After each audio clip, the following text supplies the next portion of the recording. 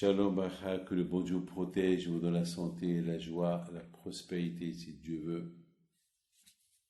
Que Akadosh Baruch Hu vous donne, que vous passez une très bonne semaine. Je voudrais, mes amis, vous raconter une petite histoire. Une fois, j'étais à l'île de la Réunion. Et jamais j'oublierai cette histoire parce que ça m'a donné beaucoup de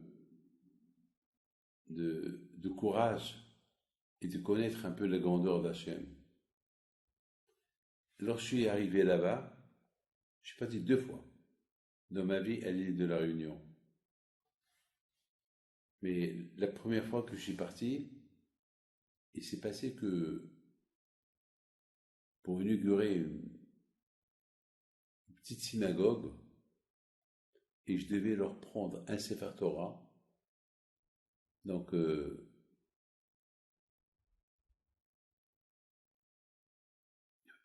lorsqu'ils étaient peut-être 20-25 personnes, j'ai vu que les gens, ils étaient assoiffés. C'était à une époque, les gens, les rabbins, ils n'allaient pas là-bas, il n'y avait personne. Il y avait 20 juifs, 25 juifs, c'est tout. Et qui travaillaient, mais ils avaient une petite synagogue dans un endroit. Et puis, je devais dormir chez quelqu'un. Et là-bas, j'ai vu des cafards. Et moi, les cafards, ça marche pas. Ou le cafard ou moi.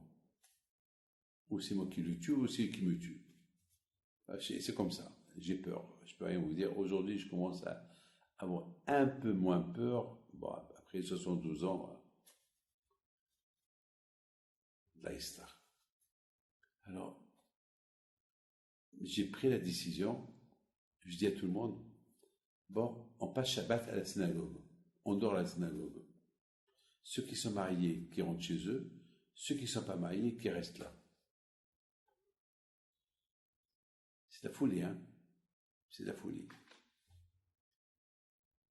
Et on a passé tout le Shabbat à la synagogue. Et moi, je n'arrivais pas à dormir. Je regardais, il y avait des gens qui surveillaient s'il n'y avait pas de cafards. Déjà, on était tous ensemble, chacun surveillait l'autre. Vous imaginez, on était tous dans une chambre. C'est la folie. Tout ça à cause d'un cafard. Mais j'ai remarqué un juif. Tout le temps, il était assis dans un coin. Et avant de quitter l'île de la Réunion, ce juif vient chez moi. Il vendait des Bibles. Des Bibles, des trucs des choses qui n'ont aucun lien avec la religion juive.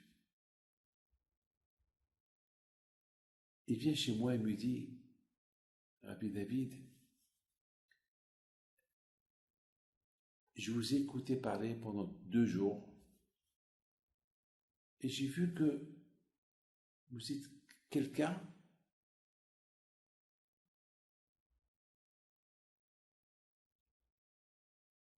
en qui on peut apprendre la Torah.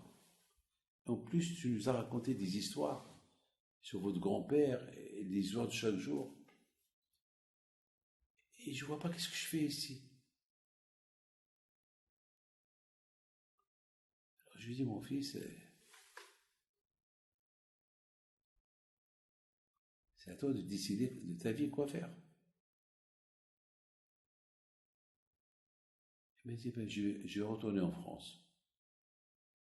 Je veux me marier, je trouve une femme, je veux me marier. Et je vais commencer à travailler normalement. Ce même monsieur, écoutez bien ça,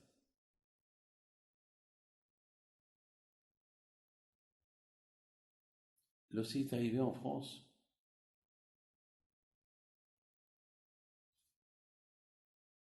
malheureusement, avec sa famille qui n'étaient pas religieux, et après c'est des copains, il est retombé, il est retourné à l'île de la Réunion. L'histoire s'arrête là. J'étais à la...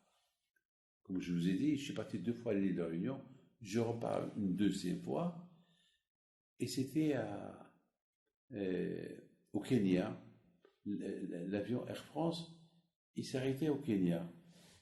Moi, je sors à l'aéroport, me promener un peu, et je trouve une paire de filines. Je ramasse la paire de filines, et je dis, bon, certainement, il y avait un juif qui est passé par là. Il a oublié la paire de filines. Alors, j'ai pris, je les ai mis dans ma petite valise. Et j'arrive à l'île de la Réunion, tout le monde était là à l'aéroport, ils m'ont bien reçu, et je vois le monsieur là-bas. Je dis, ah, tu es retourné? Tu m'avais dit que... Oui, je suis retourné, mais Rabbi David, ça y est, j'ai décidé, je vais retourner en France, ça y est, je vais devenir un bon juif, je ne peux plus. Je dis, mais pourquoi tu es venu? Ben, je ne sais pas, mais Rabbi David, ce n'est pas ça le problème. Mon problème, c'est que j'ai perdu mes tefilines. J'étais au Kenya, l'avion s'est arrêté au Kenya, et je suis sorti pour mes tefilines, quand même, j'ai gardé un peu... C'est la seule chose qui me relie avec le bon Dieu, c'est les tefilines, parce que malheureusement, je fais des bêtises. Et là, je les ai oubliés, je suis comme un fou, ça fait 1 semaine que j'appelle l'aéroport, ils n'en parlent. Et ces tefilines, c'est moi qui les avais. Je les ai trouvés au Kenya. Vous imaginez, les tefilines, ils sont restés là où il les a mis pendant 4 jours. Et lui, il appelle l'aéroport et lui dit qu'il n'y a rien. Et personne ne les a vus. Mais attends, écoutez-moi. C'est de la folie, ça. Il y a quelque chose que vous ne comprenez pas. Si vous comprenez, vous comprenez. Je lui dis quoi? Ça fait 4 jours qu'ils sont là-bas. Il me dit, ben oui, ils sont là-bas. Ils ne sont pas là-bas. Peut-être c'est les lions, les tigres qui les mangent. Ils ont dû les jeter pour les... J'ai rien dit.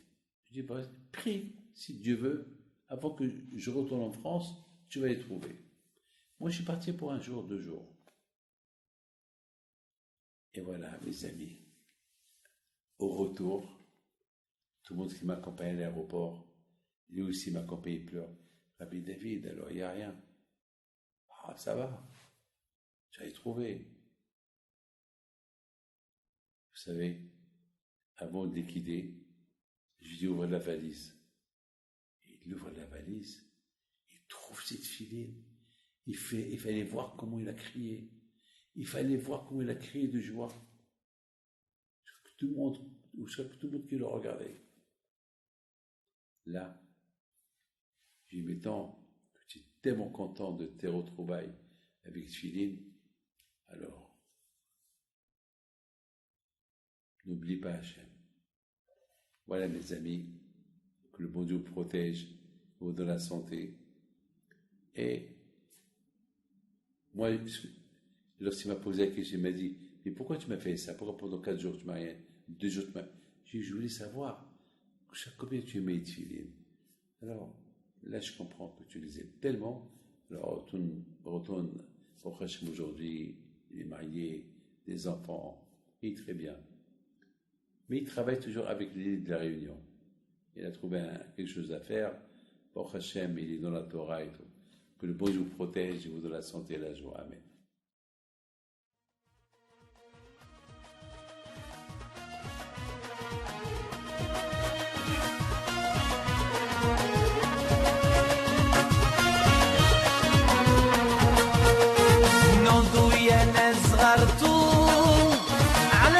حي بنتو وقف لنا زي خوتو يا وز خوتو